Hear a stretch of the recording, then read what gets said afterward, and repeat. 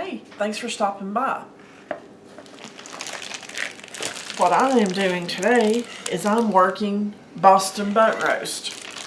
Okay, normally people smoke these or bake them or put them in a crock pot or instant pot. Well, I'm doing something just a little different. I'm cutting them up into small cubes and I'm going to pressure can them. That way I have some shelf-stable pork for a fast meal. It's really easy to do. I did open this over top of my sink, and as you can tell, there's still some juices in there. And I drained most of them out already, so they wouldn't be all over my pan. Now the thing about a Boston butt is right here, it has a bone.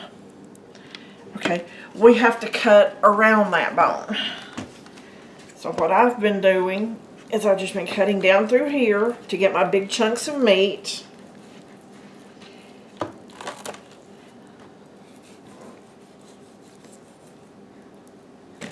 Okay. Put that one over there so I can give you a quick idea. Now, it has a lot of fat on it.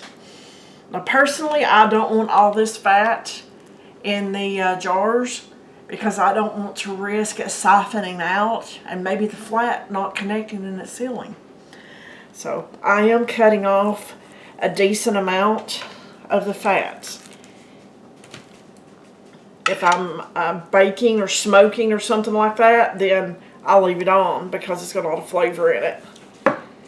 But for this particular instance, I'm not.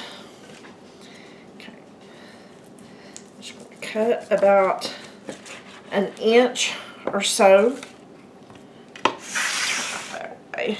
Can you guys see a little bit better now? Let me know. Okay, we'll cut off this big chunk because as you see, there's still a lot of fat marbling going through there. We'll cut it. And I'm just going to cut it up like I do if I'm going to be canning a beef stew or deer stew or anything like that.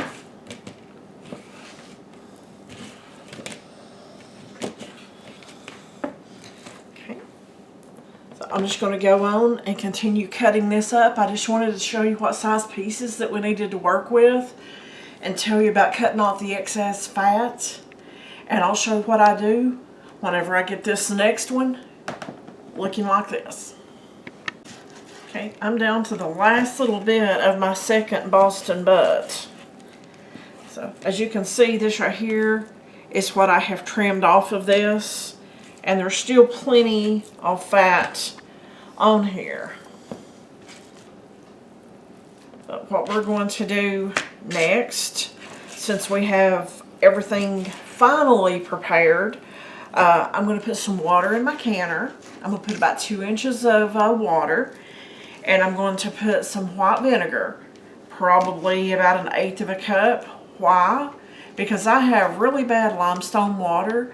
And if I don't put that white vinegar in there, it's going to get a horrible white film all around it. And I have to wash and sometimes even scrub my jars. So I prefer to add the vinegar in the beginning. That way I don't have to do that. So I'll get my canner ready. I'll get my jar sitting over here. And we'll see how many quarts we get out of these 2 Boston butts. Okay, we're going to start off by putting a teaspoon of either sea salt or canning salt or other non-iodized salt in our jar. Okay. I have a funnel. That way I don't get the meat and the grease from it along this rim right here. So we're going to pack it in pretty good. Have you guys ever canned meat before of any kind? If you have, let me know. I've canned beef, deer, chicken, pork. I think that's all I've canned. But I love having shelf-stable food. You can use it for, I call fast food. But it's nice to have on hand for quick meals. For when the power goes out, all you have to do is heat it up. or any other thing that you want to do. And yes, I am pushing that down in there.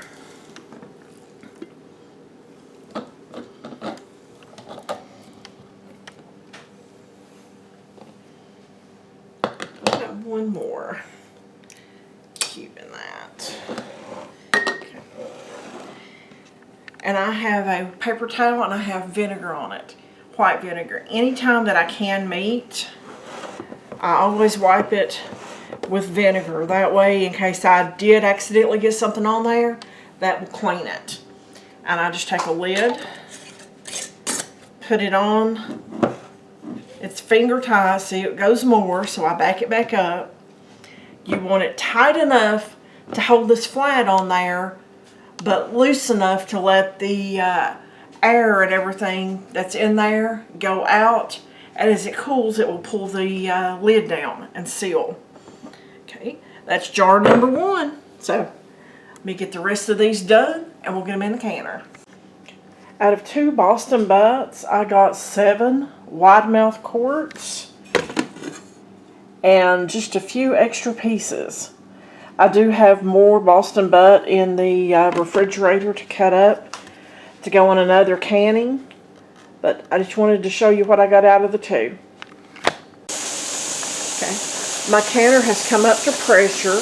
You can see all the steam venting up, and you can also see the little thing back in the back that has popped up. It is venting right now. That is what it's called whenever it's releasing that steam. And it has been venting for 10 minutes. So it's time now for me to turn the heat down just a little bit and put my jiggler on there.